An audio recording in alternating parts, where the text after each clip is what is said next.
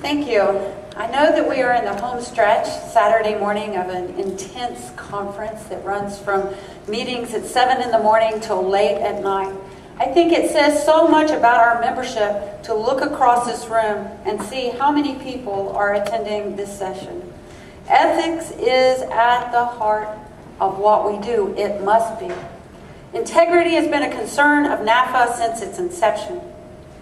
In our pre-first conference in Fayetteville, Arkansas, we brought together the Marshall Foundation and the Truman Foundation.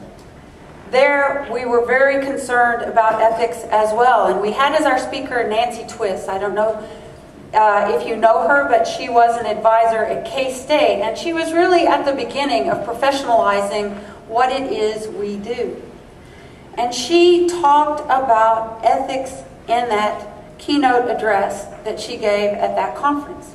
That conference was titled Breaking the Code, the Truman and Marshall Scholarships. And we learned about breaking the code.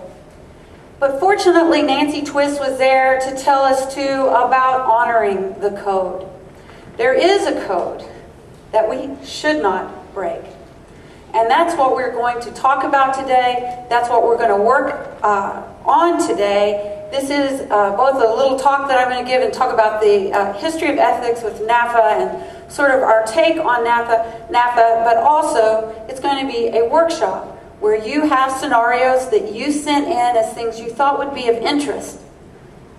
We selected those that we thought were complex and maybe not very straightforward answers in those responses that you may come up with. And we're going to explain how we're going to go about that in just a minute.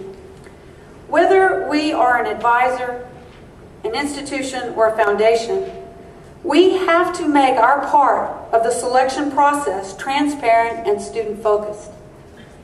As we say in our mission statement, our goal is to promote the full potential of fellowship candidates through the application process. Honoring the code in this way is essential as we work with these talented, ambitious, always learning what we are teaching students. If you think this is black and white, no problem, really easy, then you are very likely a new advisor or a new foundation member. Because as you become more seasoned, you see more problems, more complexity. You will see that the answer is not always so simple. And so in Tulsa, in our first NAFA conference, fully realized NAFA conference, we had an ethics panel. And there we had a professor of philosophy, a president, another advisor, and we discussed ethics and what it meant to us.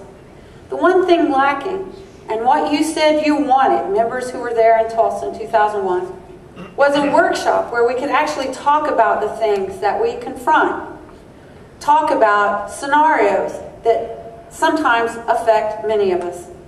And so we added that to the next conference, and we've done it some sort of ethics workshop since, because it's so critical to what we do, and we all need a venue for talking about in a way that feels confidential and that we can air what we think, what we feel, what we hope for, and what we're trying to do with our programs in an ethical way.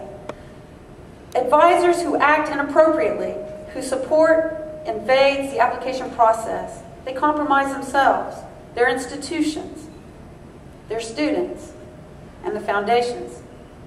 It is our goal, of course, to provide accurate information, but that isn't all we do. We advise.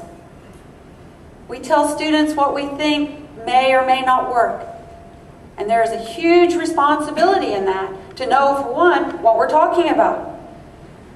And for two, not to try to change who the student is. Sometimes it's complicated. One time I had this fabulous, wonderful Rhodes candidate. You know, when I saw her in the hall, I saw Rhodes over the top of her head. She was smart like all of our students. She'd been a firefighter. She was interesting. She was wonderful. She was articulate. She interviewed well. The last practice interview that we had before the state interview, She came in with what I can only describe in my mind, at least at the time, a massive tongue stud for her last interview.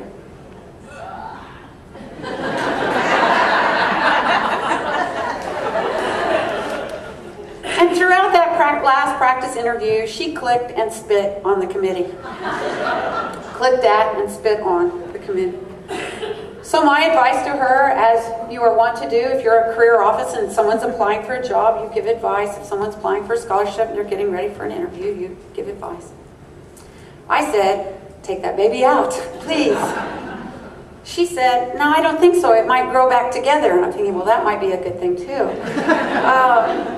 But she said firmly, no, this is part now, this moment, at the last hour, part of who I am. There, I felt the responsibility for me was to stop with the pressure. Okay, you've made a choice, and this is your choice to make. I personally don't think it's the best one. The committee who showered after the interview, they didn't think it was necessarily the best one. But it was hers to make. And if we invade too much, there's a line that we cross. I know that Paula Ward told me that an advisor she knows won't hold a pencil when advising the student. That way, there's no line to cross when advising on an essay. I come from an English teacher background, and I wouldn't know how to talk to the student if I didn't have a pencil.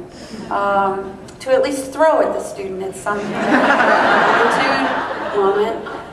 But there we follow, as I think I've mentioned before, we follow the guidelines in our writing center on how to assist students with essays. That can be a wonderful learning process for the student, especially if they have a creative approach to grammar. And it's good.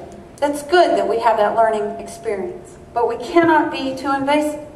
And there are a lot of people looking at what we do. We have a responsibility not to be invasive.